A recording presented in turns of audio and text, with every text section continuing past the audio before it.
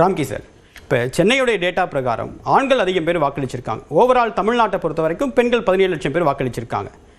Sivapriyan sir சொல்கிறாரு, இளைஞருடைய வாக்கு அப்படின்றது ஒரு டெசிவ் ஃபேக்டராக இருக்கும், பெரும்பாலும் விஜய்க்கு வாக்களிச்சிருக்காங்க அப்படின்னு சொல்கிறது. அதிமுக சில இடங்களில் டெபாசிட் இழக்கிறதுக்கான வாய்ப்பு இருக்குது அப்படின்றாங்க. ஸோ இதில் போட்டியாளராக முதல் இடத்துல திமுக எந்த விதமான நேரடியான ரியல் ஃபைட்டர் காம்படிட்டராக யாருமே இல்லாமல் அவங்க தனியாக இருக்காங்களா, இல்லை தாவேக்காவும் அதிமுக 2ஆம் இடத்துக்கு தான் போட்டி போடுறாங்களா? ஓகே, இந்த நம்ம ஒரு 12 மணி நேரம் இருக்குது. ஒரு பெட்டியில் ஒரு பூதம் படுத்து தூங்கிட்டு இருக்குது. அது 6 அடி பூதமாக நமக்கு தெரியாது, அது எழுதிச்சு உட்காந்தா தான் தெரியும். இப்போ நம்ம பேசுகிறது எல்லாமே ஆல்ரெடி எதிர்ப்பு எழுதப்பட்டு விட்டது. இது நீதிமன்ற தீர்ப்புகளும் திருத்தப்படலாம், ஆனால் தேர்தல் தீர்ப்புகள், மக்கள் கொடுத்த தீர்ப்பை திருத்தப்பட்டது இல்லை. ஸோ அப்படிங்கும்போது நாம் இன்றைக்கி எந்த முடிவுக்கும் வர முடியாது. பெரிய பெரிய நிறுவனங்களே மண்டையை உடைச்சிட்டு என்ன ஒரு ரிசல்ட் சொல்ல முடியாமல் பேக் அடிக்கிறாங்க. அப்படிங்கும்போது நம்மளால் என்ன ப்ரெடிக்ட் பண்ண முடியும்? ஸோ அதனால் நம்ம அதில் போக வேண்டிய அவசியமே இல்லை. எக்ஸிட் போல் அந்த நிறுவனங்களே அவங்களுக்கு ஒரு பிராண்ட் வேல்யூ இருக்குது. அவங்களும் ஒரு எதுக்குமே காம்ப்ரமைஸ் பண்ணாமல் பண்ண வேண்டியது. அடுத்தடுத்து இது ஒன்று மட்டும் தேர்தல் இல்லை, அடுத்தடுத்து தேர்தல் வரப்போகுது. ஸோ அதனால் அவங்களே ஒரு பெரிய ரிஸ்க் எடுத்து பண்ணும்போது நாம அந்த ரிஸ்க்கெல்லாம் எடுக்கணும். அதனால் நம்ம பார்வையாளராகவே சொல்லிட்டு போயிடலாம். நான் என்ன பார்க்குறேன்னா, இளைஞர்கள் கணிசமான வாக்கு அதெல்லாம் புது பேஸ் வரும்போது இன்றைக்கி இளைஞர்கள் இன்ஸ்டாகிராமிஃபைடு தான், இன்ஸ்டால எல்லாம் போகல. அதனால தான் பிரதீப் குப்தாவே ஏமாந்துட்டாருன்னு நினைக்கிறேன். ஒரு 4 பேர் கேட்டால் அவங்க 4 பேருக்கு விட்டு மச்சான் வா அவர் நம்மளை பற்றி கேட்குறாங்கன்னு 40 பேரை கூட்டு வந்திருப்பான். அதனால் அவர் பார்த்துட்டு இவ்வளோ ரெஸ்பான்ஸ் இருக்கேன்னு சொல்லிட்டு அவர் கூடுதலாகவே டபுள் பாசிட்டிவாக சொல்லிட்டு தான் நான் பார்க்குறேன். ஸோ இதெல்லாம் தாண்டி நான் எப்படி பார்க்குறேன்னா, நீங்கள் நான் சில எக்ஸிட் போலில் சில விஷயங்கள் ஒரு கேப் தான் நம்ம கொஸ்டின் பண்ண முடியும். பிரதீப் குப்தா 2 நாட்கள் தொடர்ந்து எல்லா சேனல்லையும் அவர் சொன்னார். மற்ற யாரும் முன் எந்த கிளாரிஃபிகேஷன் கொடுக்கல. அந்த ஒரு விஷயத்தில் பாராட்ட வேண்டியவர் அவர் அவ்வளோதான் சொன்னார். அதில் உள்ள லூப்பெல்லாம் எடுத்து நம்ம பேசணும். வன்னியர்களுக்கு அதிகமான வாக்குகள் அதிமுக போவோம், ஆனால் சீட்டு அவங்களுக்கு குறையும் அப்படிலாம் சொன்னார். முன்னுக்கு பின் முரணான விஷயங்கள், முத்துராஜா ஒரு கம்யூனிட்டி அதிகமான வாட்டு, இதெல்லாம் நிறைய பேசினார். நம்ம அதில் உள்ள சர்க்கிள்கள், அதில் உள்ள பிரச்சனைகள் மட்டும் தான் பேச முடியும். இன்னைக்கு அவராது தமிழ்நாட்டுக்கு அறிமுகம் இல்லாதவர், தமிழ்நாடு ஒரு புதுசு. நான் இதையாவுடைய ப்ரிடிக்ஷன் விஜயோடைய ஃபேக்டரை கரெக்டாக ப்ரிடிக்ட் பண்ணார். ஆனால் திமுக அதிமுக அப்படிங்கிற வரும்போது அங்கே ஒரு சர்க்கிள் என்னன்னா, அவர் இப்போ சொல்றாரு ஒரு அந்த அசம்ஷனே தப்பு.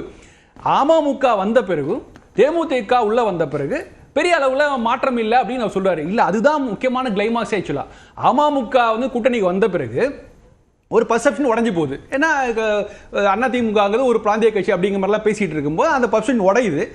இங்கே தேமுதிக வந்த போது பெரிய மாற்றங்களாக நிகழ்ந்தது. நீங்கள் தேமுதிக அவங்க பிரச்சாரத்தில் அவங்க என்ன பிஜேபி பற்றி பேசவே இல்லை. அவங்க முன்வைச்சதெல்லாம் ஸ்டாலின் கவர்மெண்ட் சாதனை. அதுக்காக தான் அவங்களே கூட்டணிக்குள்ளே வராங்க. அதுதான் தேவை, அதற்காக தான் அவங்களை கொண்டு வரப்பட்டார்கள். ஆனால் அவங்க வந்த பிறகு மற்ற கூட்டணி கட்சியோட ரெஸ்பான்ஸ் எப்படி இருந்ததுன்னு பாருங்க. எல்லாருக்குமே பயங்கர அப்செட்டு. அது அவங்க இடங்களை எண்ணிக்கையை குறைத்து கொள்ள வேண்டிய தேவை இருந்தது.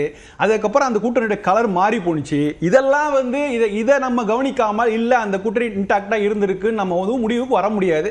அதனால இதையும் நோட் பண்ணியிருப்பாருன்னு நினைக்கிறேன். பட் ஓகே, எல்லாம் நடந்துச்சு. ஆனால் பிரேமலதா அவரோட பிரச்சாரம் மிகப்பெரிய பூஸ்டப் கொடுத்தது. பெரிய பெரிய திமுக அமைச்சர்கள்லாம் நிஜமாவே கொண்டாடினாங்க. அவங்க பிரச்சாரம் செய்யும் போது அவங்க திமுக தொடர் மத்தியில் கிடைச்ச ரெஸ்பான்ஸ்லாம் பார்க்கும்போது வேறு எந்த திமுக கூட்டணி கட்சி தலைவர்களும் அந்த மாதிரியான ஒரு மேஜிக்கை கிரியேட் பண்ண முடியல. ஆனால் என்ன ஆச்சு, கடைசியில் அவங்க சில சர்க்கிள்கள் பிரேமலதா மேடையிலிருந்து பேசின விஷயங்கள்லாம் நெகட்டிவாக போச்சு. திருமாவளவனுக்கு கொடுத்த அவங்க இதெல்லாம் சரி, அதெல்லாம் சரி.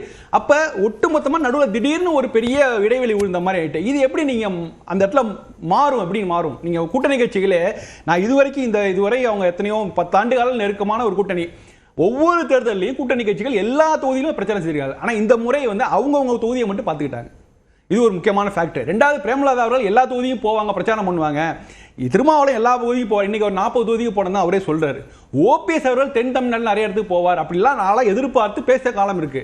ஆனால் அது எதுவுமே நடக்கல. அப்படி நடக்காத போது அப்போ அங்கே ஒரு இடைவெளி இருந்திருக்கு. அப்படிங்கும்போது அந்த இடைவெளியை பயன்படுத்தி கொள்ள அதிமுக நினைச்சிருக்கலாம். ஸோ அது அங்கதான் அவங்க பாசிட்டிவ் ஆகும். இல்லை, பயன்படுத்திக்கிட்டாங்களா? இப்போ டிடிவி தினகரன் கடந்த சில மாதத்திற்கு முன்பு வரைக்கும் எடப்பாடி பழனிசாமி கடுமையாக விமர்சிச்சார். அதே மாதிரி திடீர்னு சேர்ந்தா டஸ்ட் செட்டில் ஆகவே இல்லை. திடீர்னு தொண்டர்கள் எப்படி மனம் மாறுவாங்க, இணக்கமாக ஒர்க் பண்ணுவாங்கன்னு ஒரு கேள்வி எழுது.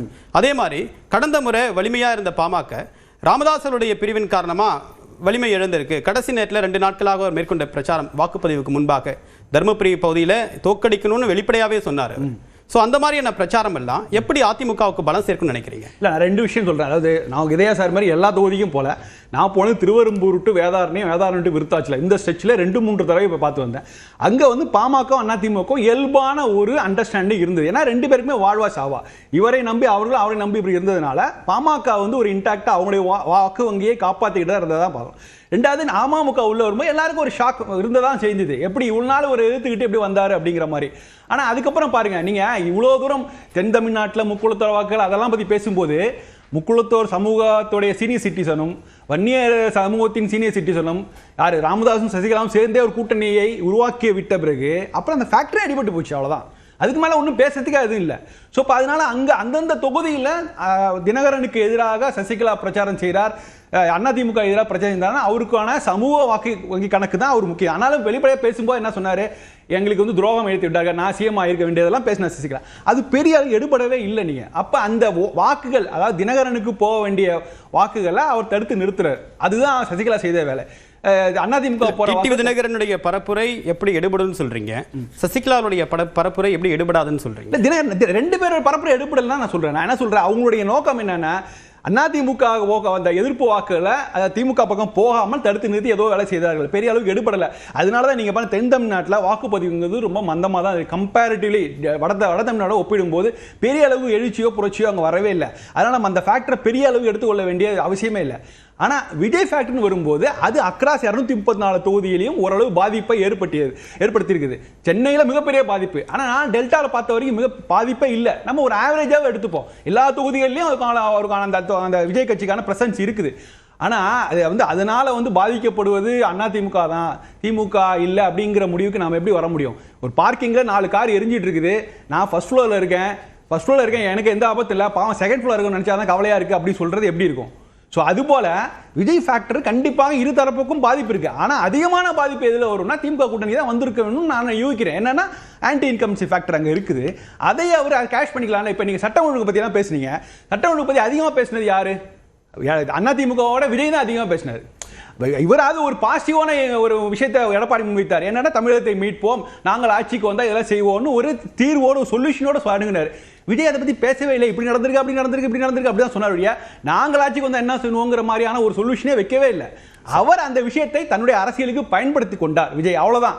ஸோ இதனால இன்ஃபேக்ட் நம்ம டேட்டாவே நம்ம கை கொடுக்கல. இந்த சட்டம் ஒழுங்கு இவ்வளோ பிரச்சனை சொன்னாங்க, போதைப்பொருள் நடுமாட்டம்லாம் பார்க்கும்போது மற்ற மாநிலம் கம்பேர் பண்ணும்போது தமிழ்நாட்டில் அப்படி ஒன்றும் அலார்மிங் சிச்சுவேஷன்லாம் இல்லைங்கிறத இந்தியாவில் இருக்க எல்லாருமே பேசுகிறாங்க. ஆனால் அதை வந்து இருக்குங்க, அது இஷ்யூ இருக்குது, ஆனால் நான் வந்து சரி பண்ணுவேங்கிற பாசிட்டிவ் அப்ரோச்சில் எடப்பாடி போனார். அதை வந்து அரசியலுக்கு விஜய் பயன்படுத்தி கொண்டார். எந்த அளவுக்கு பயன்படுத்திக்கிட்டார், அதனால என்ன ஆயிருக்குங்கிறத நம்ம நாளைக்கு பார்க்க தான் போகிறோம். சரி, திரு பாலச்சந்திரன் சார், இப்போ கூட்டணி அமைத்தப்பவே ஒவ்வொரு கட்சிகளுக்குள்ள கருத்து மோதல் வந்து ஆட்சி அதிகாரத்தில் பங்கு அப்படின்ற முழக்கத்தில் தொடங்கி நம்பர்ஸ் நான் கேட்ட இடத்தை கொடுக்கல, எண்ணிக்கை ரொம்ப குறைவாக இருக்குது அப்படின்ற அதிருப்தியை வெளிப்படுத்தினாங்க. ஒருவேளை யாருக்கும் பெரும்பான்மை கிடைக்காத பட்சத்தில் தமிழ்நாட்டில் என்ன நிலைமை, யாருக்கு அப்பரன் இருக்குன்னு நினைக்கிறீங்க? யாருக்கும் பெரும்பான்மை கிடைக்காம போகும்னு சொல்லி நான் நினைக்கல. அப்படி யாருக்குமே பெரும்பான்மை கிடைக்காத நிலைமை வந்தால் இங்கே உள்ள பிளேயர்ஸ் மட்டும் விளையாட மாட்டாங்க, டெல்லியிலேருந்து ஒரு பிளேயர் வந்து விளையாடுவார். அது ஒன்று இருக்குது, அதையும் மனசில் வச்சுக்கணும். So that's all. 2 தரப்புலுமே இருக்காங்க டெல்லியில், யாரை குறிப்பிட்டு சொல்கிறீங்க? இல்லை, 2 தரப்புலையும் வந்து இவங்க வந்து காங்கிரஸ் வந்து நிச்சயமாக வந்து அப்படி ஒரு நிலைமை வந்தால் ஹார்ட் பார்கெயின் பண்ணுவாங்க. ஆனால் இவங்க வந்து பிஜேபி ஹார்ட் பார்கெயின்லாம் பண்ண மாட்டாங்க. அவங்க தங்களுடைய they will unleash their army which is not democratic. அதுதான் பிரச்சனை, அதை பண்ணணும்னு சொல்லி பார்ப்பாங்க. அதுக்கப்புறம் சரியாக சொன்னார் விஜய் வந்து இதை பற்றியே பேசலை, சட்ட ஒழுங்கை பற்றியே பேசலை.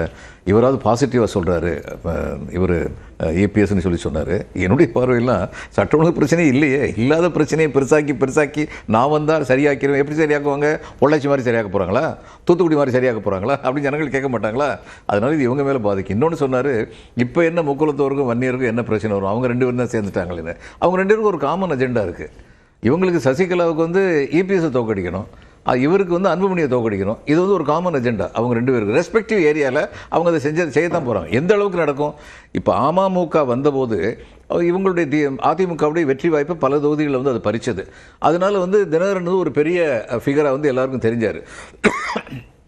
முக்குளத்தோர் வந்து அமமுகவுக்காக வாக்களிக்கவில்லை, ஆன்டி இபிஎஸ்ஸுக்காக வாக்களித்தார்கள். இப்போ அடுத்து வந்து இவர் வந்து தினகரன் வந்து EPS உடைய இது கோஷ்டியில் போனதுக்கப்புறம் சசிகலா வரும்போது அதே முக்குலத்தோர் ஆன்டி EPSக்கு வந்து வாக்களிப்பார்கள், அது சந்தேகமே இல்லை. ஏன்னா அவர் பண்ண ரொம்ப பெரிய பிளண்டர் நான் நினைக்கிறேன் இந்த உள்ளிட ஒதுக்கீடுன்னு சொல்லி அவர் தன்னை பலப்படுத்திக் கொள்வதற்காக வட மாநிலத்தில் தன்னை பலப்படுத்திக் கொள்ள வேண்டும், OPS-ஐ பலவீனப்படுத்த வேண்டும் என்ற இரண்டிலுமே வெற்றி பெற்றார். ஆனால் அந்த வெற்றியோடு சேர்ந்து அதிமுகவையும் பலவீனப்படுத்தி விட்டார். இதுதான் உண்மை.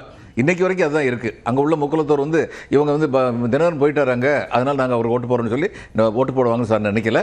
இவர் வந்து ராமதாஸ் ஐயா வந்து எந்த அளவுக்கு இம்பாக்ட் கிரியேட் பண்ணுவார்னு எனக்கு தெரியாது, ஆனால் இம்பாக்ட் நிச்சயமாக கிரியேட் பண்ணுவார்.